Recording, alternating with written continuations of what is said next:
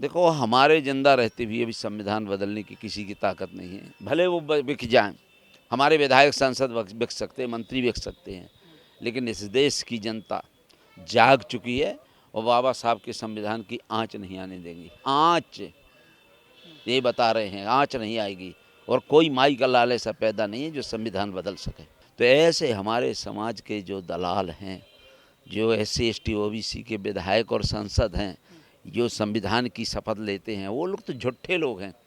वो लोग तो संविधान की अगर शपथ ये जरूर करते, केवल पार्लियामेंट और असेंबली में लेते हैं, बाकी वहाँ से निकलते ही संविधान को जस्ट उल्टा कर देते। पहले 36-63 का आंकड़ा रहता है, और जो पार्लियामेंट से असेंबली से निकले तो 36 का आंकड़ा हो जाता है।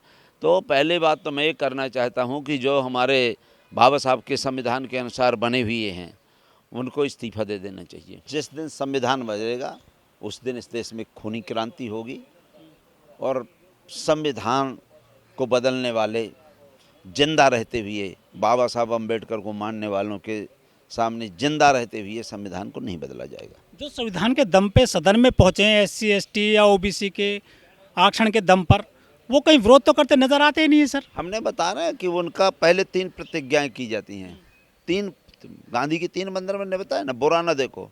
कभी भी आप कुछ भी जूते पड़े, समाज को लूटा जाए, आप बोलोगे नहीं कि माँ बहनों की इज्जत लूटे, संविधान को जलाए, खाक करे, देखोगे नहीं और सुनोगे नहीं। कितनी गालियां दें, कितना कुछ कहे, तो सुनोगे नहीं। तीनों मुँह रहते हुए बोल नहीं सकते, आँख रहते हुए देख नहीं सकते, कान रहते हुए सुन नहीं सकते।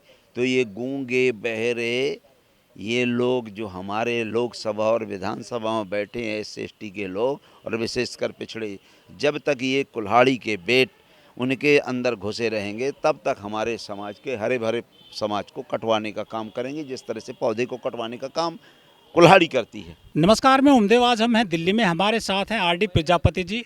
RD प्रजापति जी मध्य प्रदेश के टीकमगढ़ से पूर्व विधायक हैं और आज दिल्ली में आए हैं।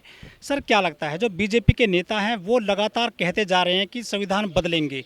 कल बयान आ गया है अनंत हेगड़े का, उन्होंने कहा है कि यदि हमें 2/3 से ज़्यादा बहुमत मिल जाता है तो हम संविधान बदलेंगे। उनके इस बयान को आप किस तरह से देखते हैं? पहले तो मैं आपके चैनल के माध्यम से सभी जो संविधान को मानने वाले उन लोगों से निवेदन करना चाहता हूँ, संविधान को बदलने की किसी की हिम्मत नहीं है, लेकिन संविधान बदलने की जो वो बात कर रहे हैं, उसमें एक लकड़ी, जो कुल्हाड़ी देखा हो आपने, कुल्हाड़ी होती है जो लकड़ी को काटती है, उसके अंदर एक मुर्दा बेंट लगा रहता है अंदर। अगर वो मुर्दा बेंट ना हो तो ये हरे भरे पौधों को काटने लायक वो कुल्हाड़ी नहीं रह सकती। ऐसे हमारे समाज में जो 131 जो सांसद हैं, कोटे वाले, और 4,058 विधायक हैं पूरे देश में, ये कुल्हाड़ी के बेंट का काम करते हैं। ये बाबा साहब की शपथ लेते हैं, भाई उनको छोड़ो, लेकिन आप बाबा साहब के संविधान के अनुसार रिजर्वेशन से आप पहुंचे हैं SC ST के लोग, इनके मुंह में दही जमा। जो कहा था ना उन्हें, गांधी जी ने 3 बंदर गांधी के कौन? 3 बंदर, बुरा ना सुनो, मतलब कि आप कान रहते हुए भी आप सुन नहीं सकते, आंख रहते हुए आप देख नहीं सकते, मुंह रहते हुए आप बोल नहीं सकते। इस तरह का पहले उनको जो भारतीय जनता पार्टी जो है वो पहले ये ट्रेनिंग देती है कि आप ये 3 जो शपथ लो कि हम गरीबों के साथ कोई भी अन्याय होगा, हम बोल नहीं सकते, सुन नहीं सकते, देख नहीं सकते। तो ऐसे हमारे समाज के जो दलाल हैं, जो SC ST OBC के विधायक और सांसद हैं, जो संविधान की शपथ लेते हैं, वो लोग तो झूठे लोग हैं। वो लोग तो संविधान की अगर शपथ ये जरूर करते, केवल पार्लियामेंट और असेंबली में लेते हैं, बाकी वहाँ से निकलते ही संविधान को जस्ट उल्टा कर देते। पहले 36-63 का आंकड़ा रहता है, और जो पार्लियामेंट से असेंबली से निकले तो 36 का आंकड़ा हो जाता है।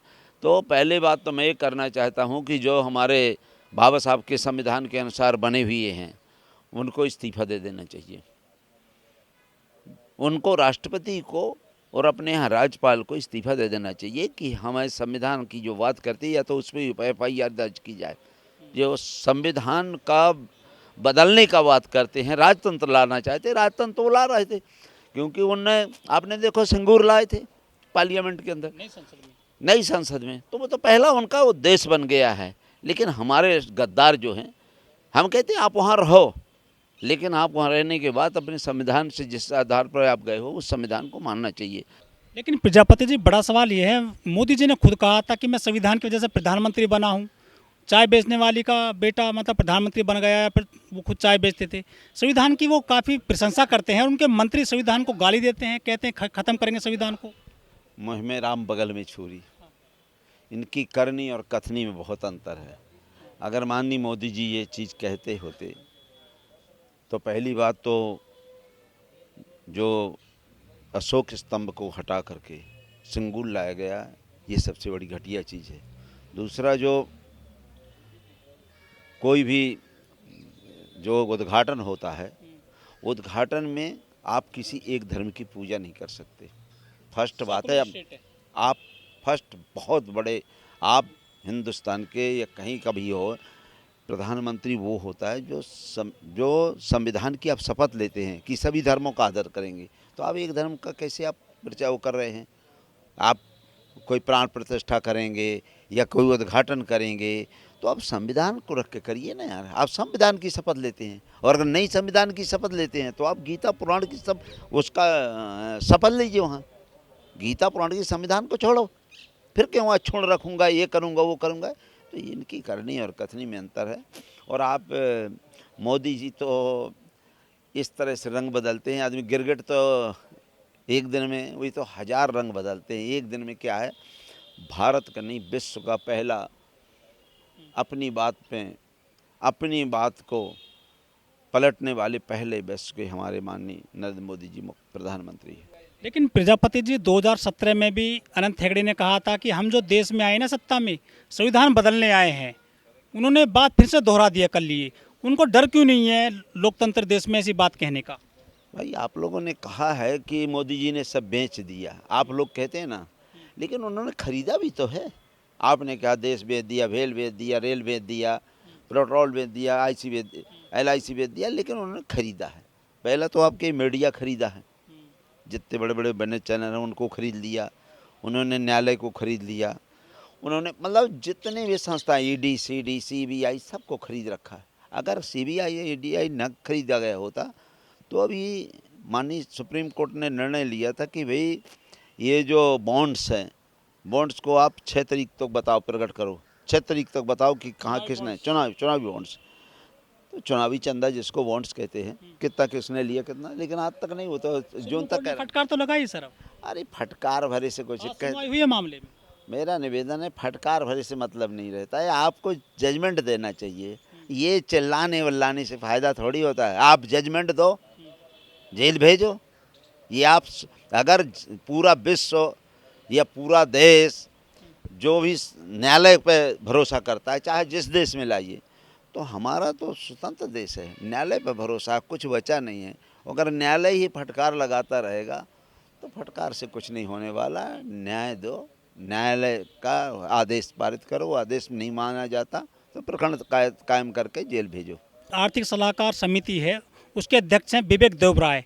उन्होंने भी एक लेख लिखा था एक अंग्रेजी अखबार में कि संविधान को बदलने का टाइम आ गया है। उन्होंने कहा था 15 अगस्त 2023 को, उन्होंने भी ये बयान दिया था। मैंने आपको बताया ना, बगैर प्रधानमंत्री के कोई कुछ कर नहीं सकता है। जब उनके सलाहकार हैं तो कहीं ना कहीं मिली भगत है। अगर उनका नहीं होता तो उसे आदमी को जेल भेजवाते और पार्टी से, और जहाँ से वो निष्कासित करते। तो कि ये क्या वाकई में सही बातें चल रही हैं कि देश में संविधान बदलने आए हैं ये लोग? देखो, बाबा के जो नाती हैं, बाबा साहब अम्बेडकर के, बहुत समझ गए हैं। तो ये जो सांसद है जो कोटे से चुने जाते हैं या विधायक हैं, ये समाज को धोखा दे रहे हैं अपने को, या फिर बाबा साहब के संविधान को, या बाबा साहब को धोखा दे रहे हैं? बाबा साहब अम्बेडकर ने कहा था, मानवर काशीराम जी ने कहा था कि अगर मैं भी गलती करूं, कोई चीज़ में धोखे से गलती कर दूं तो आपको गलती नहीं करना चाहिए। तो बाबा साहब ने ही कहा था कि हमारे समाज के पढ़े लिखे लोगों ने ही मुझे धोखा दिया। तो हमारे समाज में जो ये मनुवादी व्यवस्था है के लोग हैं, उनको विधानसभा लोकसभा में उन्हीं को भेजते हैं। आरडी प्रजापति जैसे लोगों को नहीं भेज सकते, जो अपने बाप को बाप कहे। ये दोगला की औलाद हैं, ये दोगलों की बात मानते हैं और हम अपने बाप को बाप मानेंगे, मरते दम मानेंगे। इसलिए मैं आपसे निवेदन करना चाहता हूँ, संविधान अब बदलने वाला नहीं है। ये कुछ भी करें, वो अगला जो आएगा, अब ऐसे चुरकुट नेताओं को, ऐसे गद्दारों को जो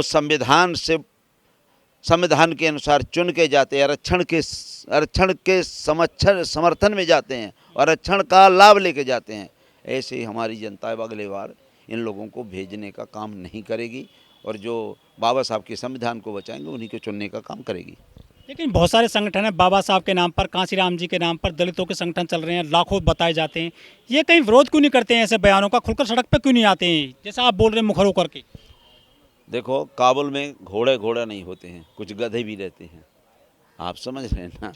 तो ये क्या है, ये बाबा साहब का मुखौटा ओढ़ करके जूठन खाने वाले लोग हैं।